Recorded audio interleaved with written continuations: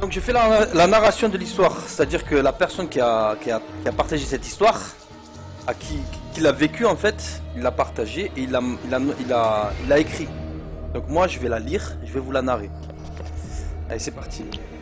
Un soir d'été, les enfants jouaient dans un bois près d'un village abandonné, depuis des années. Pas très loin de celui où ils habitaient.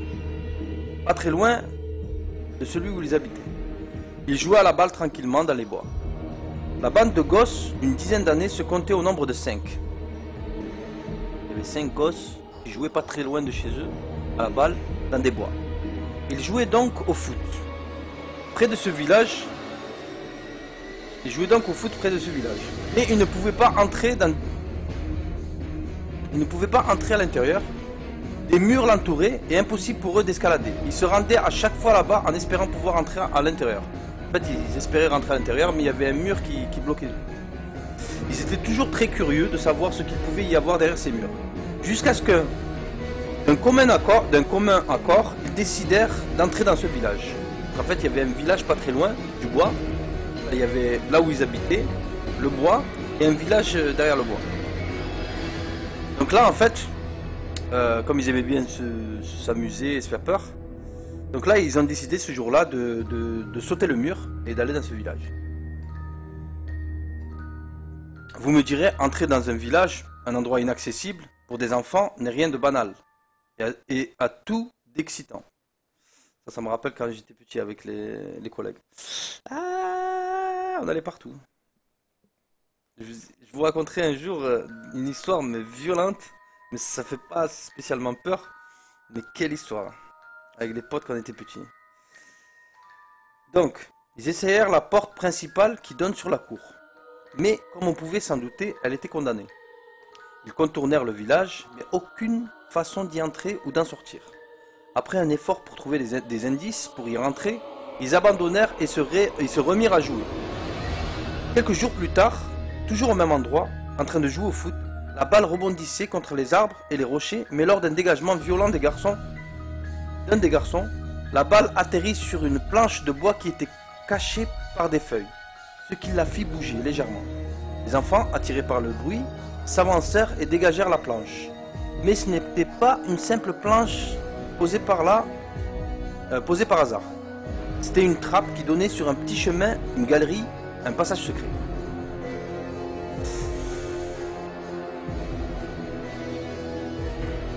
Les jeunes, fous de joie d'avoir fait une telle découverte, sautèrent immédiatement à l'intérieur sans se soucier de l'endroit où cela allait les mener. Ils allaient enfin pouvoir entrer à l'intérieur du village abandonné, malgré l'interdiction de leurs parents de s'aventurer à proximité. Ils n'ont jamais su pourquoi, d'où leur curiosité. C'est violent, je te jure que moi quand j'étais petit avec les amis, les collègues, mais c'est ça on le fait ça. Mais ça on le fait, on y va.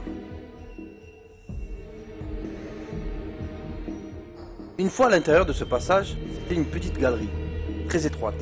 C'était noir, les racines des arbres dépassaient, des toiles d'araignées s'entortillaient entre les racines. C'était donc bel et bien un passage secret, permettant de passer sous le mur et d'entrer dans ce fameux village. L'un des gamins sortit sa lampe de poche, qu'il gardait toujours sur lui, par hasard. Il l'alluma et passa devant le reste de la bande pour leur montrer le chemin. Je vous jure que ça, c'est une histoire quand j'étais petit, c'est la même. Oh, Youssef, si t'es là.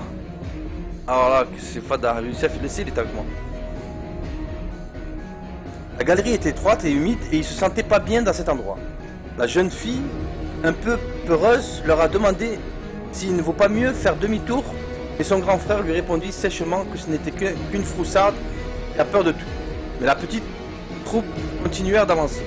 Malgré les mises en garde de la jeune gamine, car elle avait un mauvais pressentiment, ils continuèrent et s'aventurèrent dans le souterrain.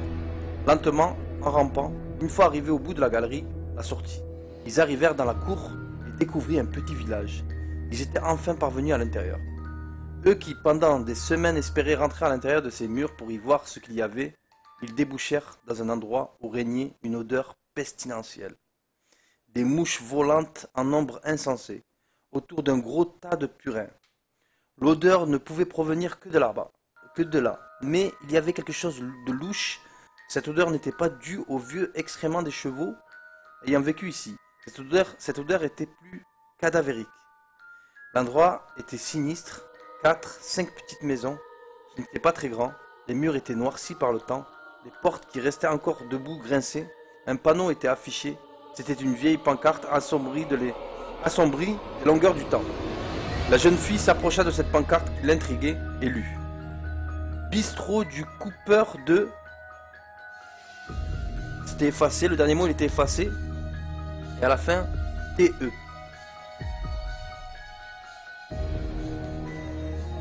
Deux lettres s'étaient effacées avec le temps. Qu'est-ce que cela pouvait bien être? J'ai un petit doute. Un bistrot de quoi? Elle se disait, bistrot du coupeur de tête, peut-être. Elle frissonnait à l'idée qu'il y aurait pu avoir des hommes et des femmes se faire décapiter dans ce bistrot. Elle fut sortie de sa torpeur grâce à un petit brun qui décidait de continuer leur jeu de balle et se dit finalement que ce ne sont que des conneries et qu'elle se fait peur pour rien. Ils se remirent à jouer, mais la fillette ne se sentait pas bien, comme observé par une fenêtre au-dessus de la pancarte, de ce bistrot. Le jeu se poursuivit dans l'obscurité, produite par l'ancienneté des bâtiments. La nuit était tombée doucement en les enveloppant, sans même qu'ils s'en aperçoivent. Waouh, dans le noir. Et une légère brume s'était élevée dans ce petit village. La seule personne qui le remarqua fut la seule fille du groupe. Ah, moi, si c'était moi à l'époque... Mais là, voilà, la lumière, dès que je vois que c'est l'obscurité. Énergie direct. La fuite directe. Là où j'habitais, il y avait un champ, mais un champ de malade, un champ de ouf. Et c'était en ville, au centre-ville. Chaud. Ils n'eurent pas besoin de discuter longtemps pour décider de partir. L'idée de dormir dans un endroit comme ça ne leur convenait pas du tout. Ils coururent jusqu'à l'écurie et arrivèrent devant la trappe par où ils étaient arrivés. Là, le gosse qui avait la lampe demanda: « Qui a fermé la trappe? J'arrive plus à l'ouvrir. Elle est coincée. Pourtant, avant, je m'étais assuré qu'on pouvait la rouvrir et partir. Mais là, c'est coincé. » Waouh! Il interrogea du regard ses autres collègues, mais personne ne répondit. La jeune fille crut que c'était son frère qui faisait une blague à la con et elle se mit dans une colère monstrueuse. Pendant que les deux se disputaient, l'un des morveux essaya d'ouvrir la trappe, mais en vain. La bande de gosses était donc pris au piège dans cet endroit très inquiétant, surtout que la nuit venait de tomber. Ils commencèrent donc à se pisser dessus, un par un. Puisque tous ont ressenti cette sensation étrange d'être observés, la jeune fille n'était donc pas la seule à avoir senti cette sensation d'observation. Mais les garçons n'y avaient pas fait attention jusqu'à présent. Dans le tumulte de la dispute, personne n'avait entendu des pas de quelqu'un qui s'approchait d'eux. What? La petite fille les entendit, la première, et s'arrêta, nette de parler. Son visage était devenu tout blanc. Ses mains se mirent à trembler, et elle se mit à suer fortement. Elle savait que cela ne représentait rien de bon pour la suite. Les enfants prirent peur, ils commencèrent à se faire dessus et reculèrent contre le tas pestilentiel. La nuit était en train de tomber, le petit village en train de s'assombrir et la brume de plus en plus épaisse. L'un des garçons fut le premier à s'être collé au tas de foin. Il s'assit dessus, mais il sentit quelque chose de bizarre mais familier. Il sentit comme des cheveux. Le garçon tira ses cheveux et sortit une tête. Juste une tête qui avait été décapitée par quelqu'un. Non! Mais le sang était encore tout frais. La frayeur s'empara du garçon puis de ses camarades. Ils coururent vers la sortie, en oubliant totalement les bruits de pas qui étaient de plus en plus forts au fur et à mesure. Ouais, c'est une crispy, ouais. Quelqu'un était donc en train de s'approcher d'eux, mais qui? Ils essayèrent donc de se réfugier dans une maison à côté, mais elle était fermée. Ils essayaient de défoncer la porte pour entrer, mais rien à faire, la porte ne bougeait pas. Alors tout d'un coup, le silence s'abattit sur le petit village. Un silence pesant, froid, qui étouffait tous les bruits. Puis ce silence fut brisé par le panneau de bistrot. Le grincement strident avait comme redoublé d'intensité. Et tout à coup, la porte s'ouvrit avec une lenteur effrayante. Comme si quelqu'un les invitait à rentrer. En panique totale, les enfants pressés de se mettre à l'abri n'attendirent pas et se précipitèrent à l'intérieur. Serait-ce un piège tendu par quelqu'un, profitant du fait que la bande de morveux était en panique? Bref, ils décidèrent quand même d'entrer. Ils ne réfléchirent pas une seconde à savoir si cela était une bonne idée ou pas. À l'intérieur aussi, le silence était de marbre. Mais le bruit de pas de tout à l'heure reprit à proximité d'eux, juste derrière la porte d'entrée. Effrayés, ils se dispersèrent. Deux des gamins montèrent au premier et se sont planqués au-dessus d'un escalier derrière une caisse, totalement dans le noir. Deux des garçons au second étage, sous un vieux lit, alors que la jeune fille, elle, partit se cacher derrière le comptoir. Tous se cachèrent et attendirent, mais les bruits de pas continuaient toujours. 1 heure s'écoula, et ils entendaient toujours les bruits de pas, cette fois-ci à l'intérieur du bistrot. Non! D'un rythme régulier et lent, ça veut bien dire que la porte qui s'est ouverte était quelqu'un qui leur avait tendu un piège. Profitant de la tapeterie de cette bande de morveux, le parquet craquait sous le bas de cet individu. Les morveux pouvaient l'entendre respirer. Quand il passe dans les environs, on sent qu'il est à la recherche des 5 enfants. Il attend patiemment un bruit, un souffle pour les débusquer, comme des rats. Tout à coup, les bruits de pas se refirent entendre. Il est au 2e étage, là où 2 des morveux se sont planqués. Ils l'entendent arriver. Les 2 gamins planqués sous l'escalier le virent monter en haut. Mais malgré cela, ils ne profitèrent pas de cette situation pour se barrer en courant, de peur de faire du bruit et d'alerter cet individu. Ils restèrent tous à l'intérieur, à attendre on ne sait quoi. À l'intérieur de la pièce, les 2 morveux sous le lit, tous les 2 se tiennent la bouche. L'un des jumeaux est allergique à la poussière. Les morveux peuvent voir cet individu. Ils voient les pieds. Ils ouvrent la porte et entrent à l'intérieur, pris de panique. Les 2 gosses, ils voient les pieds rentrer dans la chambre en fait. Les 2 gosses ferment les yeux et prient. Voilà, c'est pas bien. Pour que cet homme ne les débusque pas. Bien qu'ils ne voient rien, les 2 gamins entendent ce qui se passe dans la pièce. L'homme est entré dans sa chambre. Les bruits de pas sont de plus en plus forts. Il se rapproche petit à petit du lit. Le cœur des morveux bat de plus en plus vite et fort. C'est la panique totale. L'allergie de l'un d'eux est trop forte et il pousse un petit gémissement dû à son éternuement qui a fait trembler un tout petit peu le lit sous lequel il s'est planqué. Voilà que je vois bien, voilà, canaille.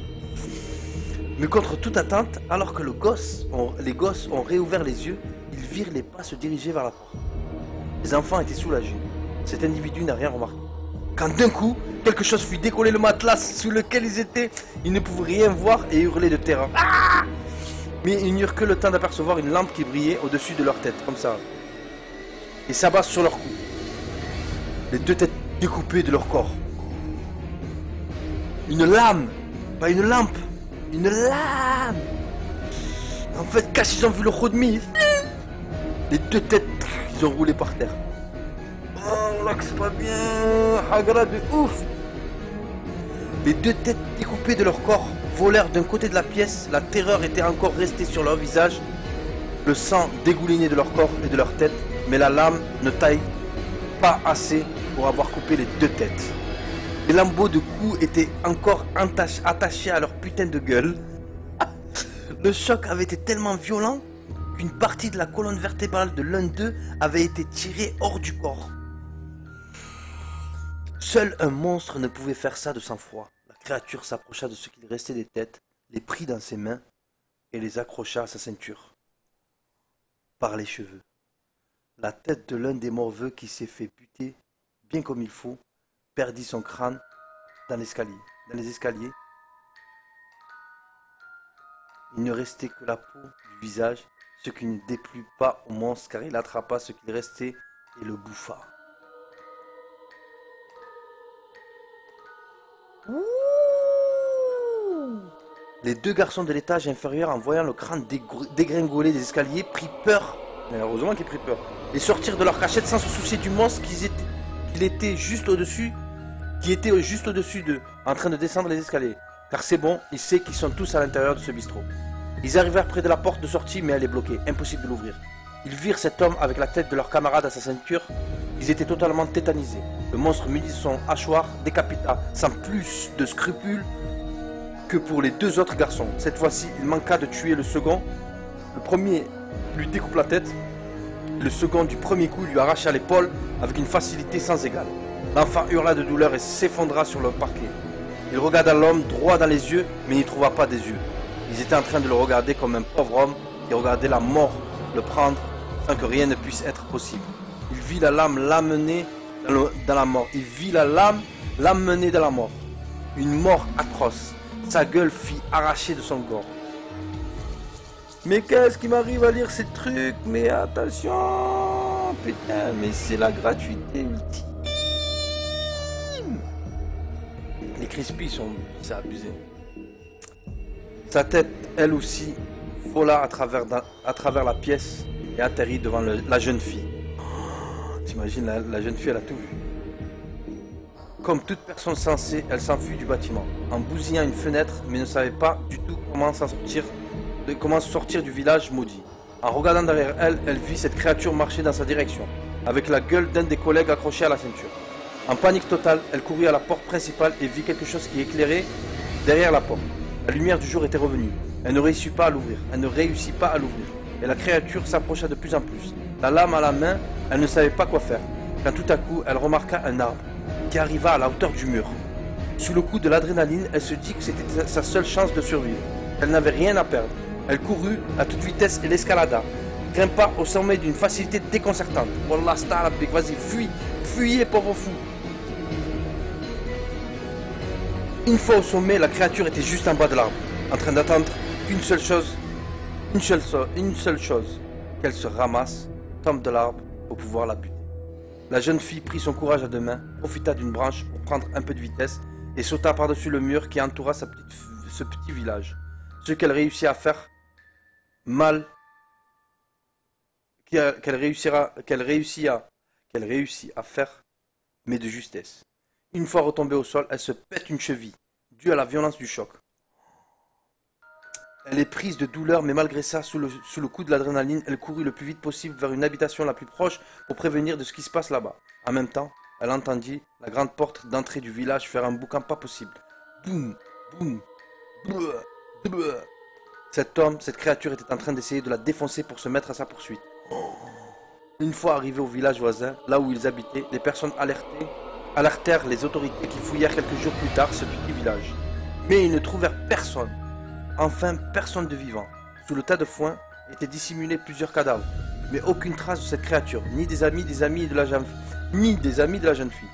Ils brûlèrent par la suite le village. Quelques années plus tard, la jeune fille se rend à l'endroit où elle était en train de jouer avec ses amis, ce fameux jour où ils ont décidé d'entrer dans cette trappe et à entrer dans ce village. Elle se redit à chaque fois: pourquoi j'ai continué bêtement de les suivre?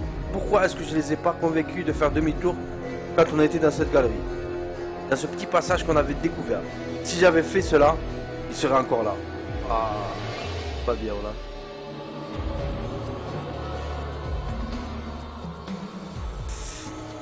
Tous les soirs, à la tombée de la nuit, à l'endroit où elle se trouve, des hurlements de gens se font entendre, chose que plusieurs personnes ont également constatée.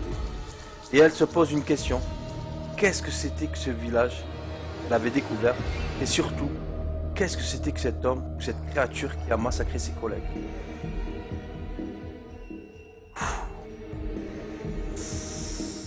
Eh bien mon vieux, voilà, c'était l'histoire du soir, bonsoir.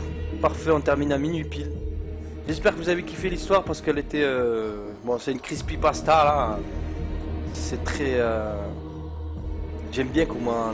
En fait, l'écriture, en fait, crispy pasta, parce que ça te prend en fait dans l'histoire. Si tu joues le jeu, t'es vraiment pris dans l'histoire, donc ça déchire. Voilà.